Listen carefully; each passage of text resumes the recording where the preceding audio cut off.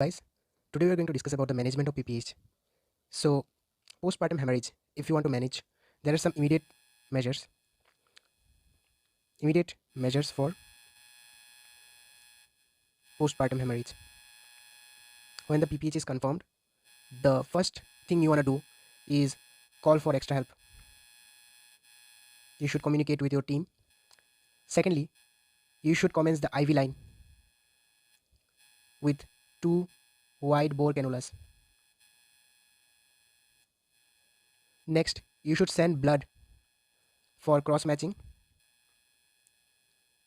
and coagulation profile, including the fibrinogen level. And also, you should ask for 2 units of whole blood to be ready, at least. You should rapidly infuse normal saline or Himaxil 2 liters until blood is available. You should catheterize the bladder and monitor vitals like pulse rate, BP, temperature, urine output, and oxygen saturation by pulse oximetry every 15 to 30 minutes. The next thing that you want to do is palpate the uterus. If the uterus is hard and contracted, that means the PPH might be due to any traumatic cause.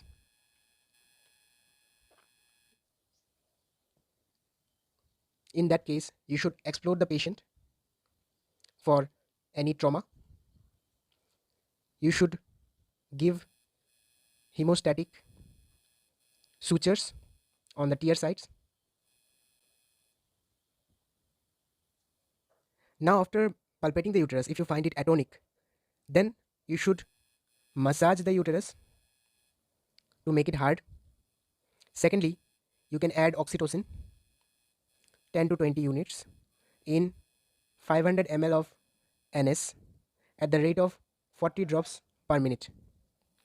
You can add injection methargine 0.2 milligram IV slowly, and you should examine the expelled placenta for any retained placental tissue. After doing all this, if the uterus is still atonic, then you should explode the uterus. You should start blood transfusion and continue the oxytocin drip.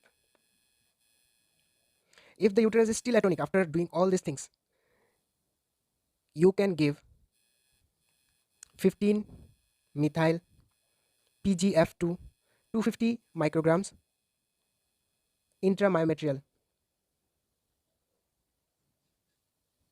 or you can add misoprostol 1000 microgram per rectally, or you can add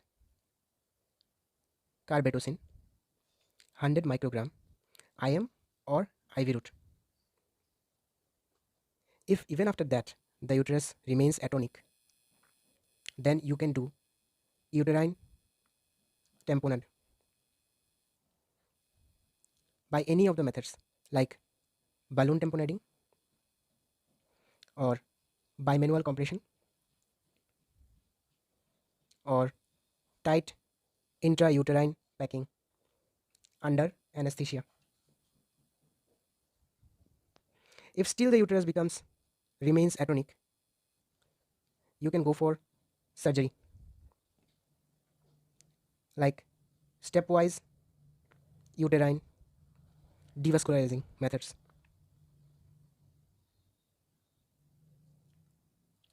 There are various devascularizing surgeries. You can do any method like B-Lynch compression and multiple square sutures. You can do ligation of uterine artery and utero ovarian anastomotic vessels. It can be done unilateral or bilateral. Then you can do ligation of anterior division of internal iliac artery. It also can be done as unilaterally or bilaterally. You can do angiographic arterial embolization with gelatin sponge. If none of this actually works out, you can do one emergency hysterectomy. You can the uterus. After doing all this, the bleeding is controlled and the patient must be in continuous observation in either in high dependency unit or the ICU, and all the documentation of the procedures should be documented properly. Now let's discuss about some commonly used oxytocic drugs in the management of PPH. Most important drug is oxytocin, and its dose is 10 to 40 units in 1 liter of crystalloid solution. The route of administration, preferred route is IV, and the second line route is IM, and in the IM route preferably 10 units are given. Usually oxytocin is given continuous IV, and the side effects include nausea and you have very less contraindications of oxytocin, but you cannot give as IV bolus. IV bolus is contraindicated. Another important drug that is used is known as methargine. Usual dose is 0.2 milligram.